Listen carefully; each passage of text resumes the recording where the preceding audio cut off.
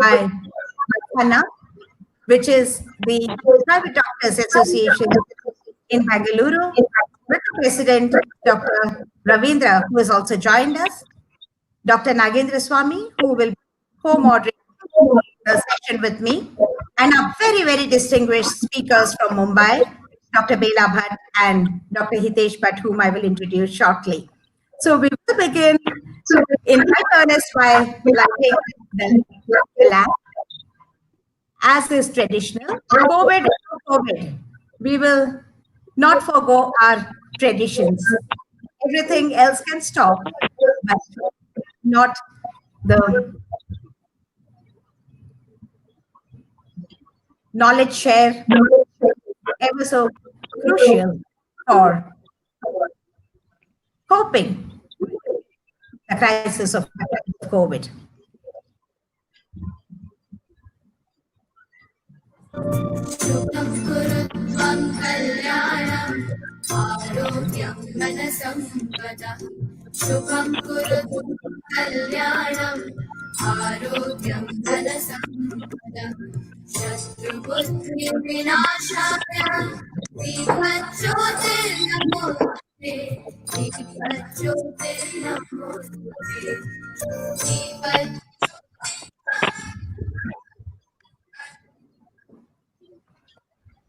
Good evening to all and welcome to all for this exciting webinar hosted by FANA and titled Legal Eagles. We are zooming in not only with FANA members but many others in our fraternity who are keen on listening to our experts, Dr. Hitesh Bhatt on legal aspects and Dr. Bela Bhatt on imaging sciences.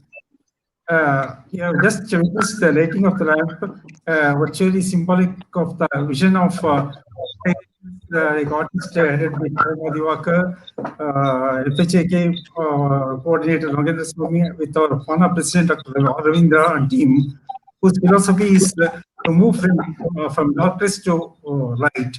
This is the very purpose of the series of webinars which our president has asked us to do. Both including basic and advanced webinars executed through this. As a subcommittee chairman of training modules of FANA, myself, Dr. Diwakar, have the privilege of welcoming our president of FANA, Dr. Ravindra, to say a few words. Over to Dr. Ravindra, please. Dr. Ravindra, you can speak for a few minutes.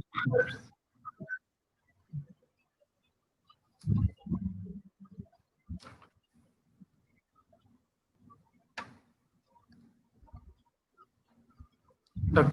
Can you hear?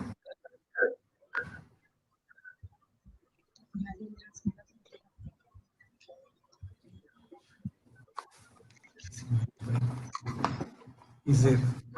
Dr. Ravindra, can you hear? Can you hear me, sir? Speak for a few words about FANA and these training programs.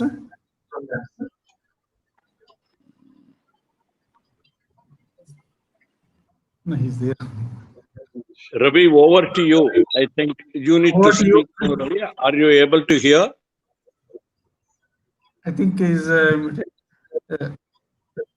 when I pass on the deliberations to our moderators today, Dr. S. Nagendra Swami, who is a founder chairman of MediSync and Health Management Services, and is a former advisor of Medical Health Enterprises, and is a principal coordinator of Federation of Healthcare Associations, FHAK, and past president. And Dr. Hema Diwakar is another moderator who is my better half. She is CEO and chairman of Fortis and medical director of Diwakar Specialty Hospital and the past president of Foxy and vice chairman of FIGO HCD committee.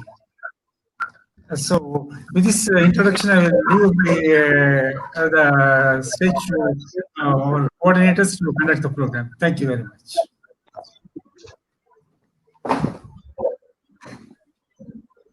On behalf of Dr. Nagendra Swami and myself, we welcome the legal eagles.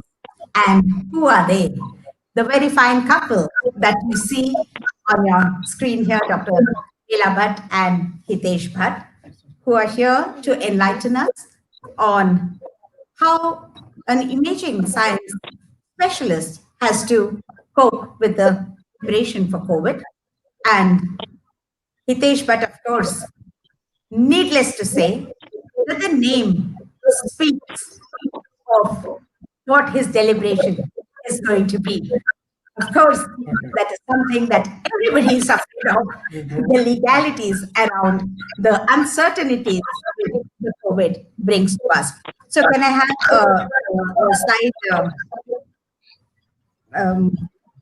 which details our distinguished guests, their accomplishments, and what to bring to the table.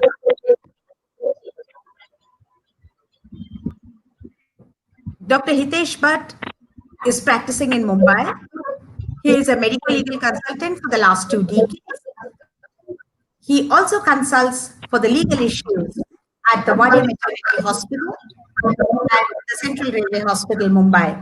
He's partnering in a legal firm, BNS Medical Legal Consultancies. He's a past chairman of Ethics and Medical Legal Committee of POTSI and has authored many, many books, and of course, deliberated on the issues, sorting and solving and enlightening the fraternity and beyond. The first presentation will be by very accomplished, beloved friend, Dr. Bela Bhatt, who is an OBGYN and a fetal medicine consultant at the Rainbow Women's Hospital Fetal Medicine Center at Andheri, Mumbai. 2 qualifications from the UK for fetal abnormalities and nuchal scan. Is a real value add in more than one ways, even whether it's academic or other assets such as the talent. Yes, Foxy has talent. She won the first prize in the national competition, and her talents go beyond description. So we welcome our guest today, and I will ask Bela to start a deliberation on the COVID preparedness for an imaging science specialist. Bela has already got some questions on the chat box, which we will be voicing out at the end of the session. So Dr. Nagendra Swami will lead the questions for Dr. Hitesh Bhatt, which is on the legalities and beyond. And I will take a few questions to address it to Bela after both presentations are over. So over to you, Bela. Thank you very much, Dr. Hema Divakar, for that kind introduction. And I must, first of all, thank our own beloved, respected Dr. Hema Divakar for giving us this opportunity to be with you all here today. And somebody just now said that it is raining in Bangalore, and truly, madam said that even the webinars are raining. That's true, and it's very difficult to decide which one to attend. But I must congratulate Dr. Hema Divakar for picking up such an important issue of clinical and legal aspect of imaging in this COVID time, which is a normal new today. So with this, friends, or everyone who has joined us, I just extend a very safe and healthy COVID time to all of you all. And with this, let me start with my talk today on imaging with COVID preparedness. Well, friends, lockdown or no lockdown, we all know that coming year, we have to fight with this unseen enemy, and that is COVID. Well, I'm not going to bore you with any slides on COVID because I know you all have enough information on this, but this one particular slide is extremely important because our entire discussion on imaging in this COVID time is based on this slide as to how it spreads. So respiratory droplets from coughing, sneezing, loud conversation, and direct contact are responsible for the spread of SARS-CoV-2. And this happens when body fluids touch another person's eyes, nose, or mouth, or an incision, laceration, or abrasion. Well, so as an obstetrician or sonologist, we are worried about risk to patients as well as healthcare providers. That includes we, the doctors, the sonologists, as well as our staff. So that we know that there are 3 important pillars as far as prevention of COVID transmission is concerned, that is social distancing, hand hygiene, and PPEs. Now, why there is so much concern about ultrasound in particular? Well, we all know that usually the ultrasound examination rooms are small in size, more so particularly in Mumbai. Absent or restricted natural ventilation, closed vent and central air conditioning without HEPA filtration, insufficient distancing between patient and examiner. We know that we are scanning on the abdomen of the patient, so it is impossible to maintain the desired 2 meters distance between patient and doctor. So there is insufficient distance. Coughing, sneezing, loud conversation, anxious deep breathing, and sighing by the patient and attendant is known. Long examination times when we are doing especially the anomaly scan, the nuchal scan, which are sometimes 30 minutes, 40 minutes, 1 hour in duration, naturally the healthcare provider is exposed more to the patient. Transvaginal and invasive procedures are also to be done. Repeated handling of transducers, machine desktops, keyboards, touchscreens, trackballs, and recording devices. Now, this is what was routine, and now I call it pre-COVID era for ultrasound screening. Which are the routine scans that we used to do? First, viability scan, followed by 11 to 13 weeks, a nuchal scan or first trimester scan, 18 to 20 weeks anomaly scan, followed by fetal echo around 23 to 24 weeks, growth scan at 28 weeks, and then Doppler at around 34 to 36 weeks. But well, friends, we all know that things are not going to be the same again after this COVID pandemic. So what do we depend on? Now we have to depend on the guidelines, and we have guidelines for antenatal visits by WHO and RCOG, and particularly for obstetric ultrasound we have guidelines from ICO and Society of Fetal Medicine, that is SFM guidelines. Now ICO clearly mentions that PPEs differ from country to country and region to region, so local guidance is needed, and therefore SFM has come up with India specific guidelines which are very, very useful to all of us. So let's look at some of these guidelines. Well, WHO mentions about 8 minimum antenatal visits, but RCOG has come out with COVID specific guidelines, and that says that should be at least 6 minimum face-to-face antenatal visits. We all know that these days telecommunication, telemedicine is going to come in a big way, and therefore what RCOG mentions is 6 minimum face-to-face antenatal visit where the patient has to go and visit the gynecologist. Second very important guideline that RCOG has given is try to combine clinical examination and ultrasonography visit. So what does it say about this? That the first visit can be the booking visit, but then the 11 to 13 week scan visit has to be clinical with combined test and ANC profile. What is combined test? We all know it's combination of nuchal scan and double marker. So what is the advantage of this? Patient goes to the hospital once, gets a clinical checkup done, gets sonography done, gets blood report done, gets ANC profile as well as double marker done.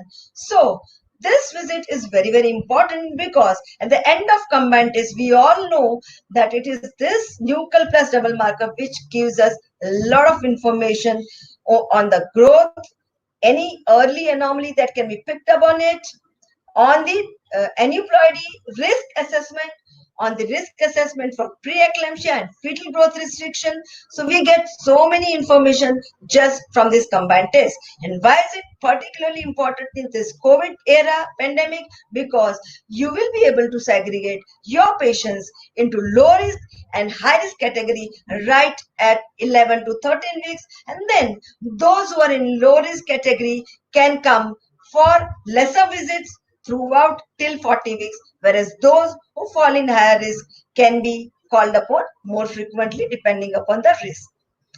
Results of this combined test and ANC profile can be communicated on telephone or they can come for this thing, but in lockdown period in the COVID pandemic, it is better to be communicated on phone.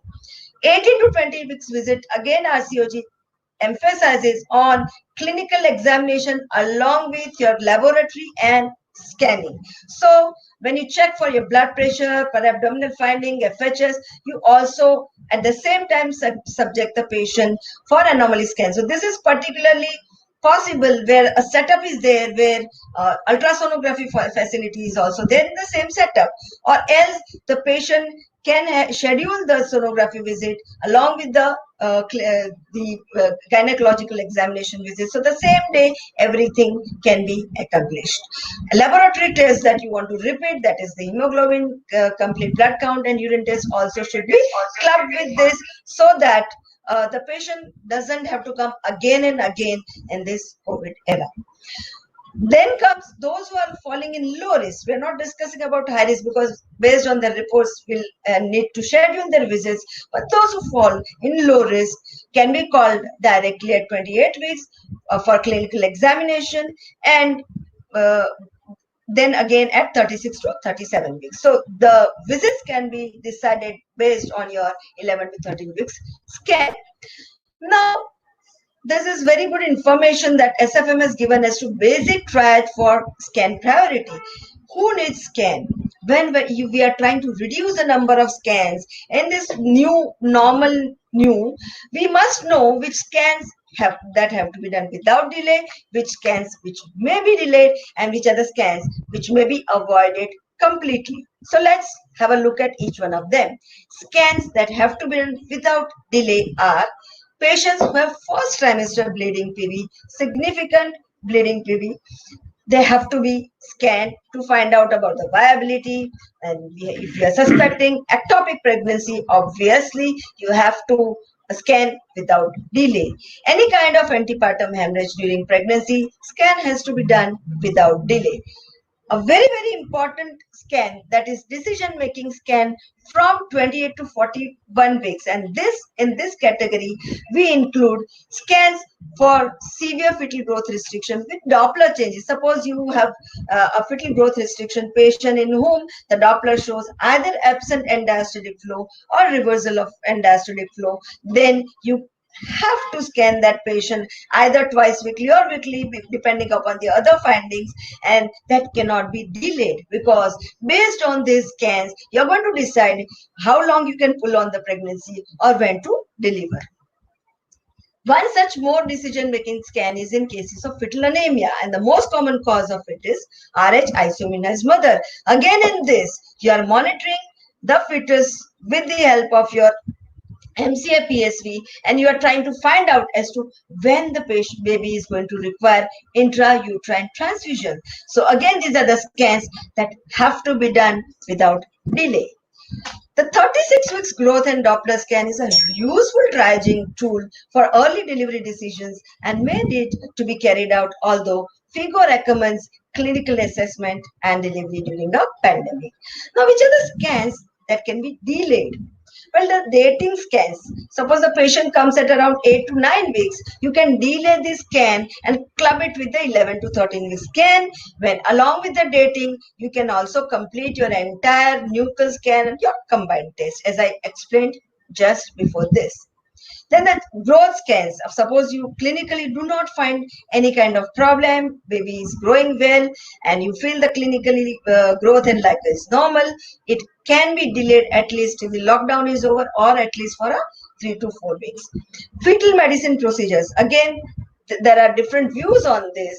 The invasive procedures like CVS, amniocentesis, and fetal reduction. It is said that if there is CVS which is required in lockdown period, patient cannot go out of the home, then amniocentesis can be offered after 3 to 4 weeks. But again, in this, suppose the patient is having, both the partners are having thel minor, and you want to decide whether the baby is having the same kind of defect, then CVS may have to be done. And if you have to do CVS, and there is no absolute contraindication for CVS in these patients. Scans that can be completely avoided are ultrasound just for reassurance. Suppose you do not suspect anything clinically, but for reassurance around 26-27 weeks you want to just see the growth, they can be avoided. And transvaginal USG, SFM mentions that it should be completely avoided, but what I feel is that it cannot be completely avoided, because sometimes when we are doing nuchal scan, the patient is obese or there are previous scars where the visibility is restricted per abdomen, then we may have to go for transvaginal scan. But yes, as far as possible, you should avoid transvaginal sonography. Some important points: that second trimester scans should be given priority over first trimester scans. Now, this is particularly important where the center is big and there are a number of scans to be done, the list is big, then you must give priority to second trimester scans over first trimester scans, because it is this 18 to 20 weeks anomaly scan which may pick up lethal anomalies, and that, as we know, the limit of legal termination in India is 20, though I'm sure that is in this COVID time, the government is going to be little lenient about it. Nuchal scan, suppose because of lockdown period patient can't come, NIPT is a good option, and then patient can be offered early anomaly scan around 16 to 17 weeks so that we don't miss some gross major anomalies. If patient has completely missed the first trimester scan, that is nuchal and double marker, second trimester anomaly scan with quadruple marker with some 85% sensitivity is a good option for such patients. Now, patient scheduling is extremely important these days in COVID era, and walk-in patients are to be discouraged, because we want to, at the entry point itself, we want to segregate the high risk from the low risk patient as far as COVID is concerned.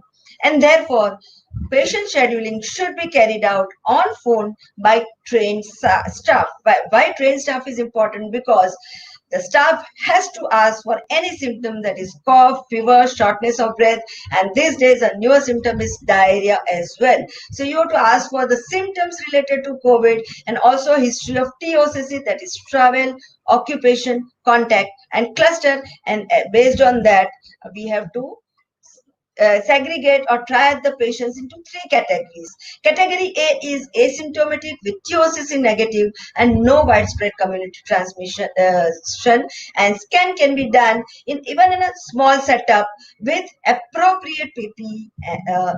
Consent I'm not touching, because my husband, Dr. Hitesh Bhatt, is a legal expert and is going to talk on that. So the category B and C, the category B is one which is asymptomatic but TOCC positive without widespread community transmission, and C is the one which is symptomatic or TOCC positive. Now, these two categories are ideally, as per guideline, have to be referred to a COVID hospital. Why? Because they need full PPE, and smaller centers may not be able to use full PPE in that small setup. Now, again, the guidelines give us some light, it throws some light about PPE requirements based on symptoms and TOCC categorization. So what PPEs are to be used for TOCC category A, that is work clothes, surgical or medical mask, for face mask, and hand hygiene are must in category A, whereas in category B and C, apart from this, N95 masks, hand hygiene, eye protection in the form of goggles, hair cover, and isolation gowns are must. Besides this, as far as staff is concerned, in scanning there has to be minimal staff. So if the room is very small, I guess only the sonologist, a patient, and single staff has to be there in the room. Even the relative cannot be allowed in the room, because you will not be able to maintain 2 meters distance between 4 people in a small room. So they have to be requested to wait outside. Again, these days we know that numbers of COVID positive patients have increased like anything. So there are so many asymptomatic carriers also present in the population. So considering every patient as potential carrier, appropriate PPEs have to be decided by the sonologist himself or herself for sonologists as well as supportive staff. Patient has to wear mask. This is must. No patient should walk in without mask, and the only patient has to be allowed, and the relative can wait outside or in the car. Venue sanitization, I know this is very, very theoretical, but it's extremely important point. And ICIOG has given very good safety committee position statement on this for safe performance of obs and gynec scan and equipment cleaning in the context of COVID-19. Now, the important thing here is that the COVID-19 virus remains on the dry surfaces for almost 48 to 96 hours. So it can stay in that room on the couch for almost 4 days. And therefore, USG room has to be cleaned with low level disinfectant or LLD, and the anti-infective agents that can be used are 71% ethanol, 0.5% hydrogen peroxide, 0.1% sodium hypochlorite, and even 0.02% chlorhexidine, out of which 0.1% sodium hypochlorite is very easily available to all of us. USG room has to be cleaned with LLD. Hard surface and chair has to be cleaned. So the chair has to be of hard surface, which can be cleaned. Minimal number of tri-students should be connected to the USG machine, and disposable sheets and pillow covers have to be used. Ultrasound cables, transducers should be cleaned every morning and after each scan. After every scan, it has to be cleaned with LLD. Patient's couch should be wiped with LLD. Keyboard, cord, screen to be cleaned. After each examination, at the end of the day, soil linen to be disposed of using 2 pairs of clothes. Room again to be cleaned with LLD. And hand washing for 20 seconds is to be done after each examination. Equipment sanitization, transducer surfaces and cords should be wiped with an LLD, which is equipment vendor approved. So you must ask your equipment vendor as to which one is safe for your particular probe. Commonly approved agents are many. That is 70% alcohol, 10% bleach, Sidex, etc. I'm not going to detail, but one which is commonly available to all of us, and Sterilium, is containing alcohol of 75% can be used by all of us, but again you must confirm with your equipment vendor. Now this slide I have particularly kept because already I got a question about the affordability in a small clinic. So a bleaching powder, how to make 1% sodium hypochlorite solution in a small setup. Well, bleaching powder is something which is available everywhere, which has 70% of chlorine. Just 7 grams of bleaching powder in 1 liter of water is equivalent to 1% sodium hypochlorite, which can be used to clean as an LLD. Adequate staff must be available to accelerate preparation of reports, but I know these days practically we all are facing problem with staff because many of them have moved to their villages, and therefore there is scarcity of staffs, but whatever available staff is possible, you have to try and make the reports as early as possible. These are for your reference important guidelines of RCOG, CIOG and SFM. They have come in March and April itself. Well, we all know that the best defense against any outbreak is a strong health system. Therefore, we all must try our level best to help our patient with all the available PPEs and our system. So, friend, we all are looking for these rays of hope in this gloomy COVID time, and I'm sure we are going to have a sunny day, a bright day soon. And with this, I would like to conclude my talk because Dr. Hitesh Bhatt is there to give the talk on the legal issues related to this. I thank you all, and I just take an opportunity to request you all to support me for this chairperson of FOGSI Imaging Science Committee, the election of which is there in July. So with this, I end my talk, and I hand over the mic to my better half, Dr. Hitesh Bhatt. Dr. Hema Divakar. Yeah, thank you very much, Bella. Dr. Nagendra Swami. Thank you, Bella. It was interesting that you have given the great insight into the COVID time radiology intervention, especially scanning. I think there are a couple of questions. We will take it at the end. Sure. Now I invite Dr. Hitesh to come with the most awaited talk, the latest updates, and also COVID-related medical legal issues. Over to you, Doctor. Yeah. Should we call Dr. Hitesh or Advocate Hitesh? How do you prefer your style? Advocate Dr. Hitesh basically, but you can say advocate. That's my first profession now. So thank you very much for kind introduction and allowing me to speak in spite of Bella being here. So we all know that medico-legal cases are constantly increasing. We all know the reasons. Whether it is COVID time or no COVID time, the situation is this, that as long as things are good between doctor and a patient, they are happy like this. But the minute something goes wrong and the patient starts dancing on your head, why this was done, why this was not done, why you did not take second opinion, why you did not do this, they will come out with so many questions like this and they will constantly dancing on your head. This is the situation today in medical practice. And legal problems in new normal, that is the topic. But whatever it is, whether it is old normal, old abnormal, new normal, or new abnormal, the legal problem are the shadows and it will always follow you wherever you go. Because in a civilized society, it is only the law which will resolve the problems. So legal system, legal problems are going to increase whatever profession you take, and this is, you have to consider it as our shadow. So it will always be there. Now let us understand one definition. This is very much important, and every doctor should know what does negligence mean. This is the definition you have to understand, because we talk about medical negligence so many times. But what is negligence?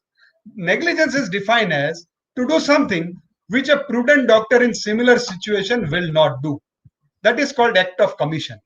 That means if a patient is having A positive blood group and you transfuse her with B positive, no prudent doctor will do that. So that action of yours is called act of commission, and that constitutes a negligence on part of the doctor. The second part of definition is not to do something which a prudent doctor in similar situation will do. That is called act of omission. Suppose a patient is taken for some procedure and her oxygen saturation is going down from 100 to 80 to 60 to 40 to 30. What a prudent doctor should do? You cannot let her die without doing anything.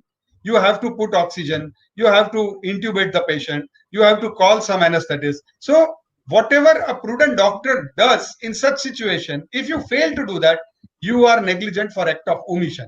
So this act of commission and act of omission makes a particular doctor negligent. This is the simplest definition of almost 100 to 200 years old, but still it is applicable. Now the next query comes in our mind is, who is prudent man or prudent doctor, or how that prudent doctor would have acted? What a prudent doctor or prudent man would have done, or what he would not have done? Who will decide that? What prudent man will do, what prudent man will not do, who will decide that? The answer naturally is prudent man. He will decide. So the next question comes is, who is prudent man? So prudent man actually is just an arbitrary man. It's not a real man. It is just a thought, just like this common man of R.K. Lakshman. You can see two common men on the right side of your screen. So common man is just like a prudent man. So how the court will decide then what prudent man would have done or what he would not have done? To prove it to the judge, we have to present so many things. If something is given in the textbook and your practice matches with that, you can say that prudent man would have done this or would not have done this, and you can be labeled as not negligent. If your practice matches with something in which the practice in nearby medical college, you cannot be considered as negligent. The practice accepted by peer. If some colleague of yours gives in writing, in affidavit, into the court that I also would have done the same, then your practice will be considered as a standard practice. Or something has appeared in an index journal and you can show it to the court, then your practice will be considered as practice matching with the practice of a prudent man. Moreover, the expectation of standard of care are different from a GP and a consultant. So if a patient, I was a gynecologist, I was practicing as a gynecologist. If my patient collapses due to some chest problem or heart problem in my OPD, the treatment given by me in that situation will be compared with the treatment given by an MBBS doctor to a heart patient and not to a cardiac consultant. So the expectation of standard of care are different from a GP and a consultant, and the place of treatment also matters. Suppose there are two different consultants. So one is practicing at PHC, MD Gynec, and one is sitting in Kokilaben Dhirubhai Ambani Hospital, Mumbai. And both of them are getting, say, patient of PPH. The treatment given by MD Gynec doctor at PHC cannot be compared with the treatment given by MD Gynec doctor at corporate hospital. So the place of treatment given also differs from place to place. And what a prudent doctor would have done or would not have done is a question of fact. And hence the action of prudent man differs as per time, place, and person. We have seen it as per place and as plus person. The place differs, the action differs, the person differs, whether he is consultant or a MBBS doctor, his action differs. Now let us see about time. The same person, like if a full-term patient comes with frequency of micturition, usually a prudent obstetrician will check the patient, confirm that it is not amniotic leak by himself, also get urine test done, and if necessary, urine culture done. But in a lockdown time of COVID-19 pandemic, prudent doctor can take history over a phone and give treatment prescription over the WhatsApp. So the treatment even changes according to the time. So it is the time, place, and person which decides how the prudent man will act. And that is how the negligence will be decided by the court. So it is not a rule of thumb. We are getting so many questions in this situation, who is negligent? So it is not a rule of thumb. There is no clear-cut law. It depends on various factors. That was the message I wanted to give. So doctor's situation is like this. In every situation, he is getting some or the other bashes from the various people. Now in COVID pandemic, it is no different. And what all challenges a doctor is facing or a nursing home owner is facing, let us see. First is consent. The consent for COVID. So many associations or so many people have come up with consent for COVID, for OPD. And I particularly, and with many other legal colleagues of mine, we are not for this kind of consent because of various reasons. The consent should be taken in a situation where one party has more knowledge than the other. Here, everybody has the same knowledge that they can get infection from anywhere. Why do we want to put these words in their mind that they can get infection from hospital? Patient can get infection from anywhere. So there is no need to take such consent that yes, you can get infection from my hospital. We don't want to put such words in their mind. And when the things are known, there is an implied consent. Like when I take a taxi or Uber or Ola, the driver doesn't take consent from me saying that there can be an accident and I may die, because both of us know that this can happen. So when the knowledge is equal among both the parties, the consent is implied and you do not have to take any consent in writing. Moreover, by taking such consent, you are increasing the contact time and also increasing the surface transfer, where in the same very consent paper, the coronavirus might be sitting. So it is better not to take such consent. However, whenever you are doing some surgical procedure or invasive procedures, you have to take medical consents. And there, in the one of the complications we mention as infection, you can also include one word, that infection related to pandemic also. That word you can add in all your surgical consents. Compulsory work. Many authorities have started giving such letters, like in Mumbai you used to get such love letters from many authorities that you will have to compulsorily work. Can authorities force us to work or force anybody to work? Let us see the legal force behind this. The Disaster Management Act is in force now, and Section 24, which gives power to the State Executive Committee in the event of threatening disaster situation, and the Section G in particular says that such committee has power and they can require experts and consultants in the field of disaster to provide advice and assistance for rescue and relief. That is the benefit they are taking under this law. And second, the Section 51 of the same act says the one who refuses to comply with the directions given without reasonable cause to the authority under this act be punishable with imprisonment for a term which may extend to 1 year with fine or with both, if such obstruction or refusal to comply with this with directions results in loss of lives or imminent danger, be punishable with imprisonment for a term which may extend to 2 years. But the important words here are without reasonable cause. That means if you have a reasonable cause to refuse, you can always refuse the duty. Second act is Epidemic Disease Act. And this act, section 2 says, the state government, if thinks that the ordinary provisions of the law are insufficient for the purpose, then they empower any person to take such measure as it shall deem necessary to prevent the outbreak of such disease or the spread thereof. And if you do not follow, like section 2 of the same act says, any person disobeying any regulation or order made this under can be punishable under the section 188 of the Indian Penal Code. And what is 188 of Indian Penal Code? Disobedience to order duly promulgated by the public servant. Whosoever knowingly that by an order promulgated by the public servant, he is directed to abstain from the certain act, or if he disobeys that, the punishment is 1 month of imprisonment, or if the death happens because of such disobedience, then it may extend to 6 months. Now here also, if we go back, the orders are for if the officer feels it necessary to prevent the outbreak of such disease or spread thereof. They cannot force you to work for it. They can work only to prevent the outbreak. So they can tell you not to go in certain area, not to come out of your houses, but they cannot force you to go for your own job. Still, this is debatable. These are all the arguments. And also, there is Article 21 under the Constitution of India, and that says the right to life.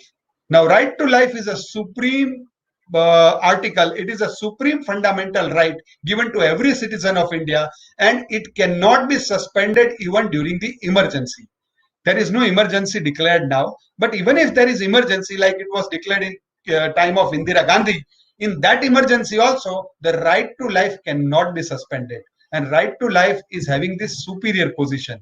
So it is of paramount importance to anybody. So you can take all these defenses in the court. So in law, there are only two options. Either you fight or you follow. Either you have to follow this order, or you have to fight by going to the court. And to fight in the court, you must incur some damage. So they will remove your name, they will deregister you from the medical council, or they will remove your license of nursing home. And then you go to court and put all this argument, and you may win if you have a good lawyer. But still, some doctor went to the court for the first time for this issue. They were forced to work. They were government doctors, and the Andhra Pradesh High Court said that it is duty of the government to provide all the equipments like N95 mask, sterile gloves, and all other goggles, everything. And then they can force doctor to work, not without that. And on similar lines, even one more case was filed by Jairil Banayat versus Union of India in the Supreme Court. And Supreme Court also gave the same direction that it is duty of the state to provide all the masks, respirator, triple layer mask, everything, shoe cover, head cover, all necessary thing to everybody, all the staff, and whomsoever they are threatening to work or they are forcing them to work. Then only they can ask you to work, not without that. The third issue, procuring private hospitals. We are getting such notices in Mumbai to Dr. So-and-so, and the order is the hospital and facility shall be procured by the government, and they say that hospital facility shall be staffed, controlled, managed, administered, completely looked after by the medical center, and the Municipal Corporation of Greater Mumbai shall not pay any compensation amount to this surgical center. And they will give only the charges as mentioned in Annexure C, and these are the charges. Charges for routine ward is 4,000 rupees per day, ICU without ventilator 7,500 per day, and charges for ICU with ventilator is 9,000 per day. So you have to accept this. If you don't want to accept this, you can go to court and fight it out. no work but give payment to the staff. There was a circular by Ministry of Health and Family Affairs that circular, and there are many other circulars from various authorities to pay the staff, and they said that all the employers shall be considered, even though they don't come, will be considered as on duty and you pay them. Now, then the Gujarat government and then even the central ministry also came out with a circular that if a service is essential and allowed to function during the time of lockdown, and if the employer doesn't come, then you can consider those employees as absentee and you can deduct their salary. Also, the small scale industry people, they went to Supreme Court, and the Supreme Court says, and they stays the Ministry of Health Affairs order, and employers won't be prosecuted for non-payment of the wages for the period where the staff has not worked. So this is a great relief, and if you are not paying your staff for not working, then you are justified. You cannot be forced to pay them. And surprisingly, 9,000 medical students, the resident doctors have not got their stipend. So this is what is the strategy of the government. They are forcing private hospitals to work. On the other hand, they don't have money to pay those who are working. COVID testing. This also is a big challenge in places where the COVID test is in shortage. And some doctor from Mumbai, they got such notice that you are doing test unnecessarily on to asymptomatic patients. And they have given a notice that why your name should not be removed from medical council. And also in the newspaper, it appeared that the criminal case against the doctor if they prescribe swab test without physical test or physical examination. The Bombay Municipal Corporation has done this. And 7 doctors prescribed test on phone, they got notice. But telemedicine is okay now. That is why the doctor hit back. Doctor gave the reply, and the Mumbai civic body withdrew the notice sent to the doctor for prescribing COVID swab test. So they had to take back the notice because the telemedicine is involved, and many a times the authorities who are taking out the order, they don't know about such provisions. So never fear, always take legal advice and then you proceed. And that brings us to the last part of my talk is telemedicine. And it is an entire lecture in its own, but I will give you just the gist of what telemedicine is all about. The government has come out with the Gazette on 12th May about telemedicine. So now it is official. It is going to stay even after Corona, and it is completely legal. It is added into the Medical Council Act as Section 3.8. Telemedicine can work between patient to RMP, caregiver to RMP, RMP to RMP, or health worker to RMP. So there are 4 things which happens in telemedicine, but RMP is common in all.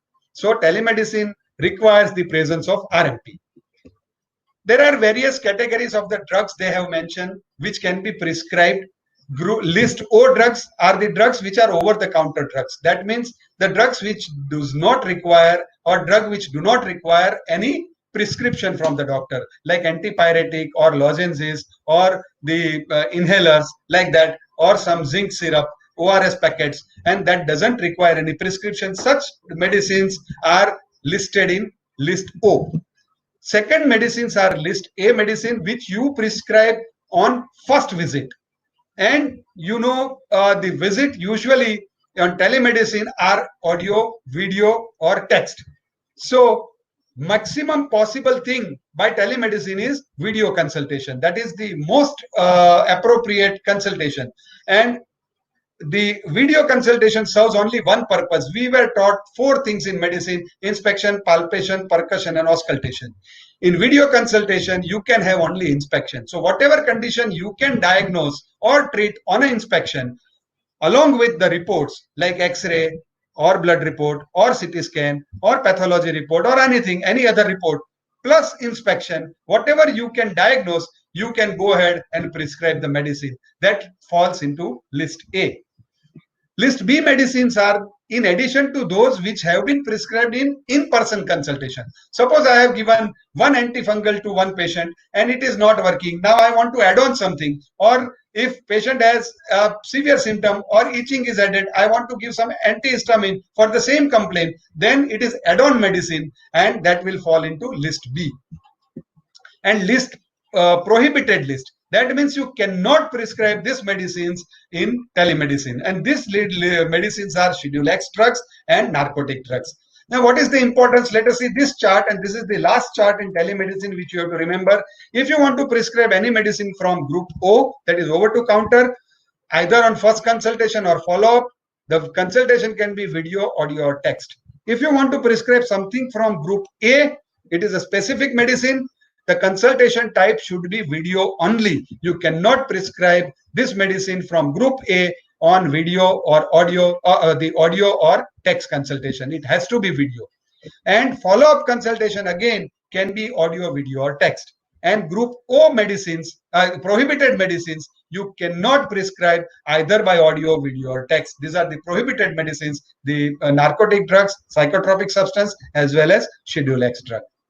So friends, these were the issues which we faced during the corona time. If you want to be 100% safe from medical legal problem, you can look for the alternate profession. This is a nice time to go for that. Ultimately, you will have to run away and leave medical practice. Then you can be 100% safe from medical legal problem. But that is always not possible. And I always say that you can learn to diagnose your own piles if you follow Baba Ramdev by doing some such asana. But it is impossible to be 100% safe from medical legal problem while being in a medical practice. So it is part and parcel of your practice. So do not panic. Do not keep concentrating on a problem which has happened. You may harm the other normal case. And stay safe, stay home. And I always say have stress-free practice. And to have stress-free practice, you must practice to remain stress-free. Thank you very much.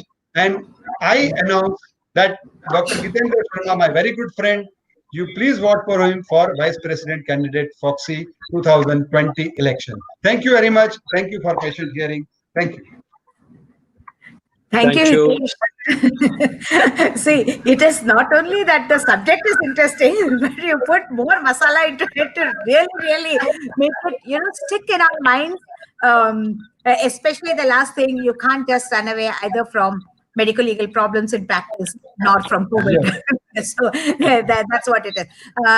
Dr. Nagendra Swami will be taking the questions which are directed to Hitesh, before which I urge the audience to come up with more of their doubts. Here is the chance to interact with our expert, Dr. Hitesh. Meanwhile, the questions to our dear Bela. Is there already enough literature to say that 8-week scan, the early viability scan, is reporting more number of missed abortions in the COVID pandemic? Has it been reported already? More number of missed abortion in pandemic. Ma'am, actually, no studies have yet come up. People are still studying because this is something which is a new disease. We have not come out with any concrete studies which are still going on. But it is assumed that there are little higher chances. These are just assumptions. We yet do not have any scientific information on this. Yeah. So then there are some doctors who are wearing PPE. There are some doctors who are wearing PPE and then put a plastic curtain between them and the patient and then made a hole there and then they're doing the scans. Is that what is to be expected? Well, ma'am, actually, having a plastic sheet between sonologist and a patient is a very good idea, not only in the scan room, but at the first contact where the patient walks in the clinic, between the history taker or the staff and the patient, because that is the time when you are going to interact maximum with the patient. So every place, every trial station where you are going to have more contact with the patient, or you have to ask questions that they're going to answer, that is the time when you are going to get chance of transmission of infection. So yes, a transparent plastic sheet is a cheap and good option at all such places, even between patient and sonologist. If you can have a sheet so that the patient's space and the sonologist space can be separated through it. Yeah. You know, generally they say alcohol is harmful, but there is too much use of alcohol, rubbing this and that and the other in the wrong places. So you said so much of cleaning of so many things related to the scan machine, etc., and so much preparations to be done, and it's a huge investment. So yet again, they're asking, is all this necessary?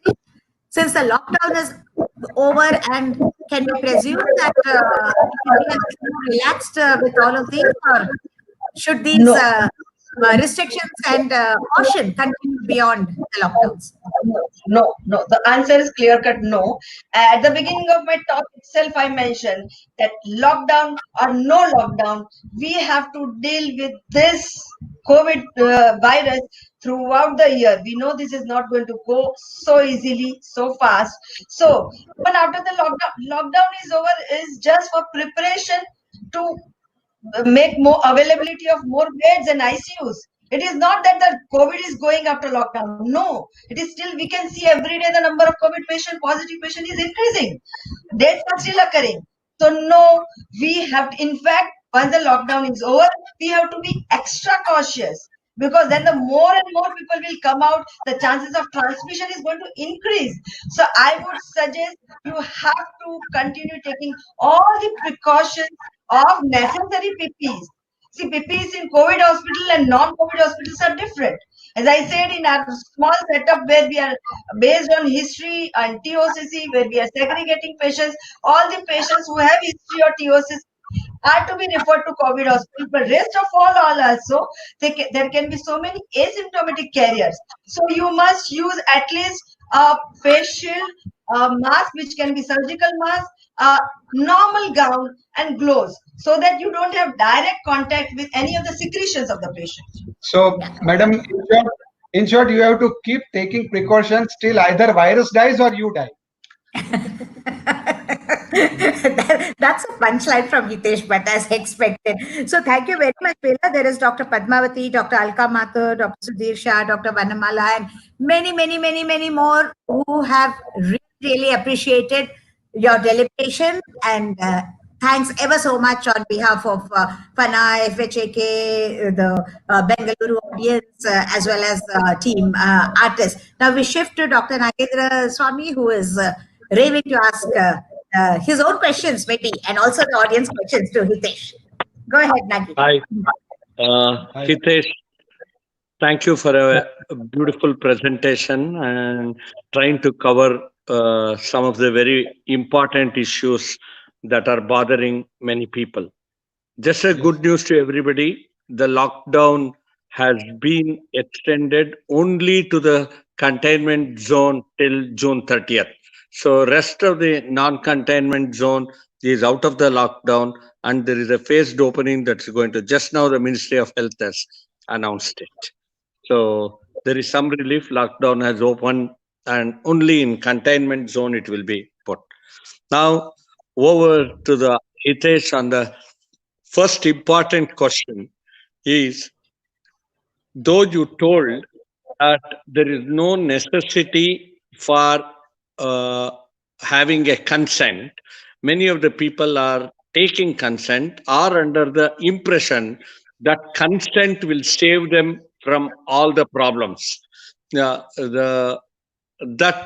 is giving them a false sense of security, whether there is a omission or a commission. Because the consent is there, they will get away. I'm asking your comment on the foolproof. Is it a foolproof way? Is that foolproof to have a consent, to give ultimate your opinion to the audience, so that let them be clear about it? Sir, there is a misconception about concept of consent. Consent is documentation of the communication. It is not a license to kill. You understand that? Whatever consent says, that doesn't allow you to become negligent. Even if a consent is taken, if you are negligent, then you will have to face the music. So consent is just a documentation that something was communicated to the patient, and that documentation of communication is required only when you have some better information or some superior information. Suppose for MTP, I know that doing MTP can cause injury to the intestine of the patient, which patient doesn't know. That's putting something in the uterus. How can it injure the intestine? So that knowledge you have, and that is why you are supposed to give that information to the patient by way of consent. So it is just a documentation of communication and not a license to kill. That doesn't allow you to be negligent for sure. Thank you, Hitesh. That is a clear answer. Let us move out of that false sense of security because I have taken a consent. I'm safe. No, there is no necessity for this consent. That Hitesh has given the reasons. The next question, Hitesh, is if a patient comes with a fever and I as a doctor consider it as a flu, not any symptom of COVID, I don't do a COVID test in this or request for a COVID test in this patient.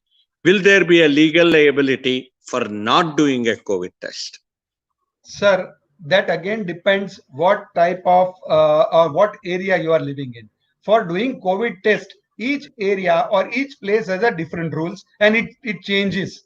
Like in Mumbai, they have given almost 500 notices during this time, when to do test and when not to do test. So you have to follow the local guideline, first thing.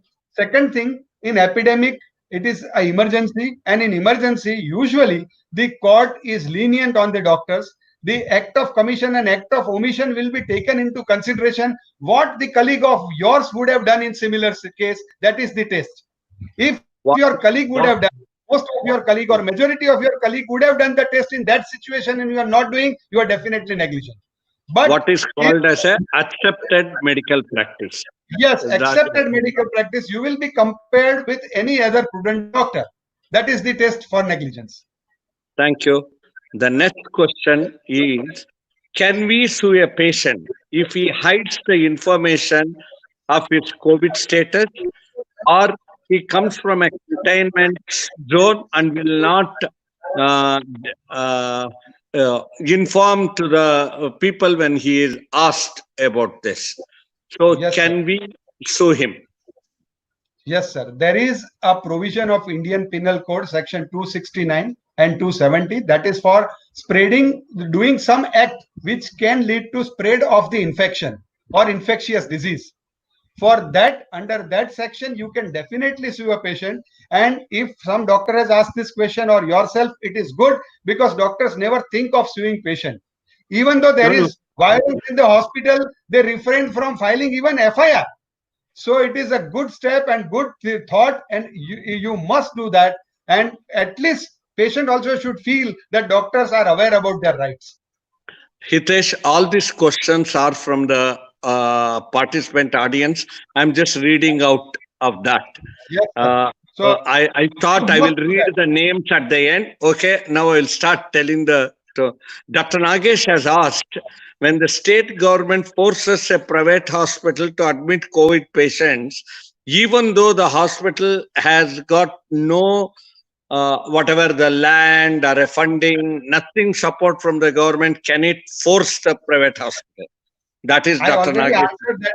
Can they force? They can force. They are forcing already. Now in law, you have only two options. Either you fight or you follow. If you want to fight, they may cancel your license. You take that risk, go to court, and you may win. And they also pay you the compensation for illegally removing your name. But you will have to fight that case, or you have to follow. There is no third way. Dr. Nagesh, as there is an act, what you call as a communicable diseases act is in force, they have an ultimate power to ask for that. But sir, Otherwise, you have to challenge it in the court. That's all. In that act, it is mentioned that they will provide, say, a reasonable amount of remuneration or compensation. They will compensate you for whatever they are using or utilizing. The order which I showed you in Mumbai, they are saying we will not give you anything. These are the fixed rate and you will have to manage your staff and everything. It is impossible to do. So those are the things that can be challenged. Correct, Hitesh? That can be challenged. Yes, it can be Dr. challenged. Dr. Nagi, I just wanted to ask also Hitesh. See, there's a lot about the deficiency in capacity building. See, if COVID patients right, left, and center in any small nursing home, if they take over, and we may not know what to do with the patient. Who is going to Right. fill in that gap of skilling the human resources? Yeah. Mm. Yes, so madam, that is the problem, and that is the reason you can give for not accepting their offer, because it is basically an MOU you will have to sign, right? So you can say no for the reasons given. Okay. Okay. Then Dr. Anjana has asked, in a small setup, in a small hospital, how do we mix the COVID and non-COVID patients in the same environment, which can spread? Is it fair? Is it right? Or can we refuse to admit a COVID patient in a small place which is also treating a non-COVID patient? So I think the answer is same. You have to give this reason that we are taking already. And one more thing, you have to consider each and every patient as COVID positive. It is a universal precaution which you have to keep. But at the same time, you cannot take a stamped positive patient and you cannot keep that patient by the side of non-COVID positive patient, because the other patient can sue you. There are instances from Ghatkopar, the first case came when the doctor put the newly born child and mother into the room where the COVID patient was there, and the child became COVID positive on third day of his life, and that patient sued doctor that you have not taken proper precaution. So such instances do come. So it is, you can always say no, that we are not taking such patients. Can I just add to this that see the ICO international guidelines as well as Society of Fetal Medicine in India guidelines both specifically mention that you triad the patients into category A, B, and C. A is the one which is absolutely neither having any symptom or history of TOCC, and B and C are one either symptomatic or they have history of TOCC. And right at the entrance itself or on call itself, they mention, these guidelines mention that these B and C category have to be referred to COVID hospital. That means you are not supposed to deal with this. So we have some of the guidelines to help us in such situation. Actually, it is changing from state to state. Some states have a dedicated COVID hospital where they are insisting all COVID positive will only go to dedicated COVID hospital. Some states, unfortunately, have not done. There is a little bit ambiguity in this area, but if you don't mix up, you will not be pulled up. You can have a scientific justification why you are not taking a COVID patient. That's what we have to understand two case laws by the Supreme Court in this context. The first is Paschim Khet Mazdoor Sangh. So Paschim Bengal Khet Mazdoor Sangh case, where the Supreme Court very categorically said that it is duty of the state to give service or provide health to the citizens. So any state hospitals or government run hospitals cannot refuse any patient. That is first thing.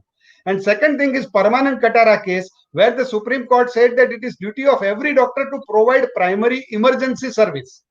Now, emergency service means if patient comes in emergency, then you have to give a primary treatment. Suppose patient is having fever, you give paracetamol. If patient is dehydrated, you give some IV line and send the patient to the place where such services are available. It is duty of the doctor to refer that patient to the place where such services are available. That we have to do. That much we have to do. But you are not, you cannot be forced to give complete treatment at your place. Thank you, Hitesh.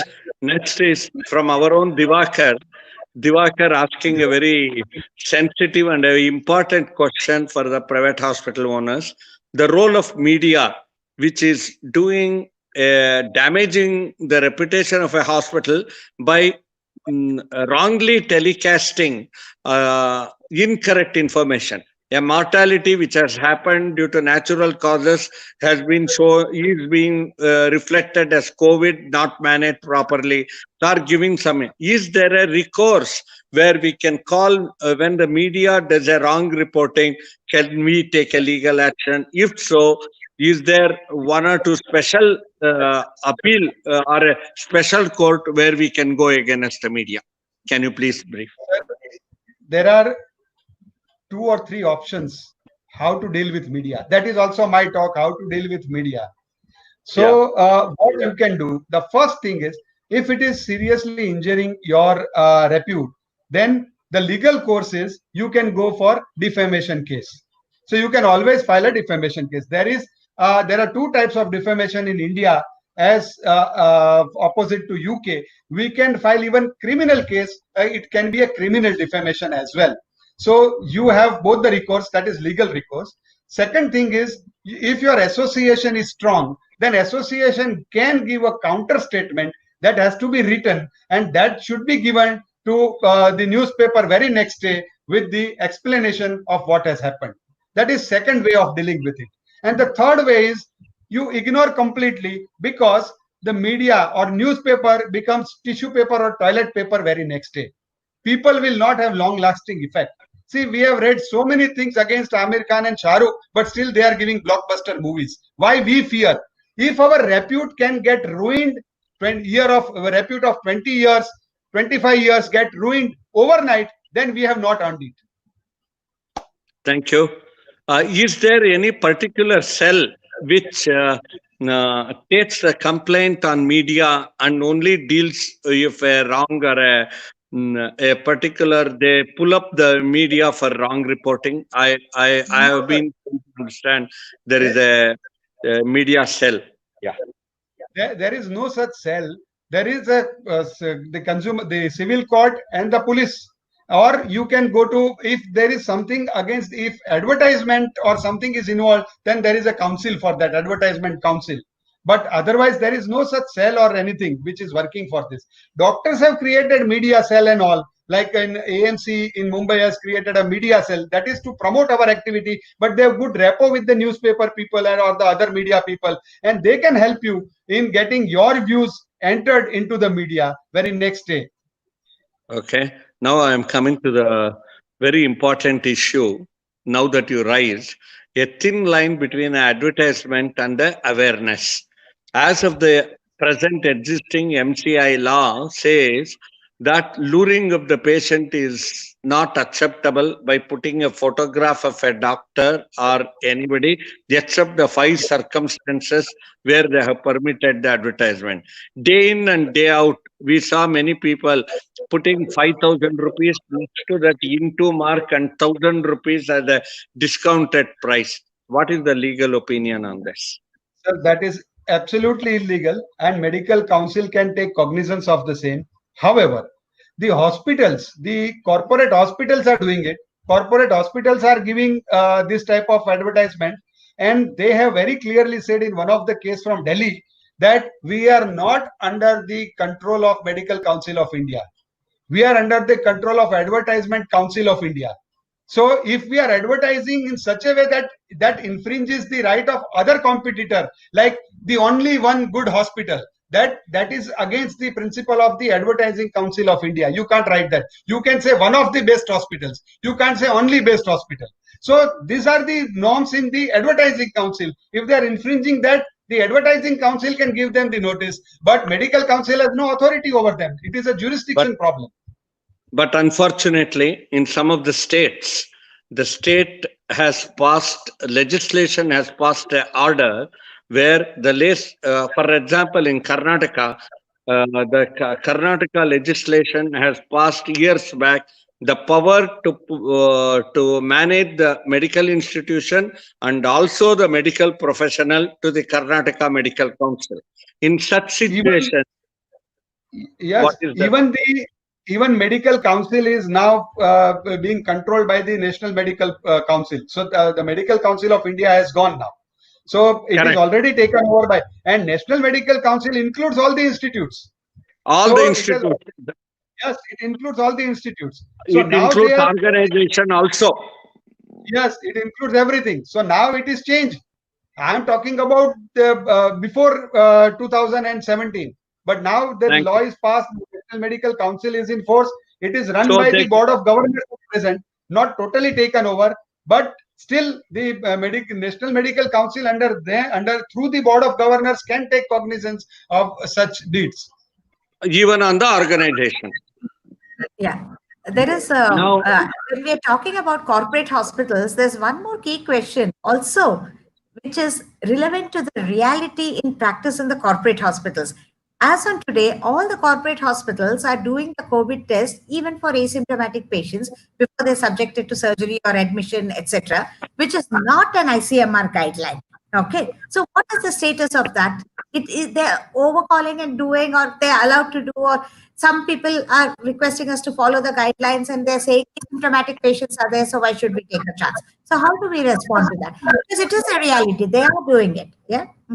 Madam, here in Mumbai, they are not doing, they are following the guidelines of Mumbai, and Mumbai, it is compulsory to get admitted to get COVID test now.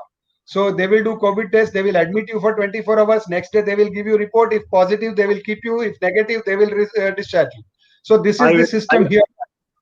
So I will throw some light to Dr. Hema on that. Not the true that every hospital is doing. As per the ICMR guidelines, and it is not necessary or is not requested for any elective surgery you can do.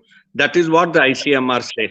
But whoever is writing for the test, there is one new tick box in the test, other reasons.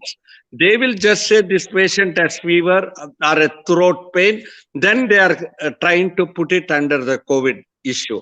If they are going to write this is for elective preoperative surgery, this COVID test, that has to be not to be done by the lab which has been authorized by the ICMR to do the test.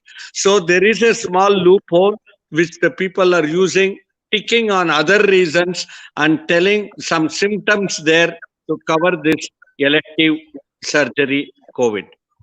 Here, sir, I have showed you that notice given to the doctor for prescribing Yes. COVID, and they said why your name should not be removed from medical council. Absolutely, absolutely. He actually prescribed the test to the patients who were coming to his OPD. He said if patient is asymptomatic, why should they come to OPD? They are coming in lockdown to my hospital. That means they are symptomatic. Correct. But still, so government is within their right to give notices if they take cognizance. It all depends on the cognizance taken by the authority who has right to give them notice or to take some action against them. Same question Dr. Biswajit had asked. If the patient refuses before elective surgery, he has a right to refuse and you cannot force him. Okay? Yes. That doesn't mean you have to catch hold of the patient and operate in spite of their saying no. Patient has always a right to refrain from taking treatment. Okay. That is some of the questions. Thank you, Dr. Biswajit, Surya Kumari, Divakar, then Sushma, Dr. Sushma, Dr. Nagesh for asking very, very important questions. And if anything else is there, we can take it up. Otherwise, it's wonderful, Hitesh and Bella. It was a very eye-opener to certain things, especially certain important things as a time, place, and the speciality that is needed, accepted medical practice versus the common belief and the misconception about the taking a consent and feel, oh, I am fine now. Now, next is about the COVID testing. Thank you very much. And Hema, you can take over, Hema.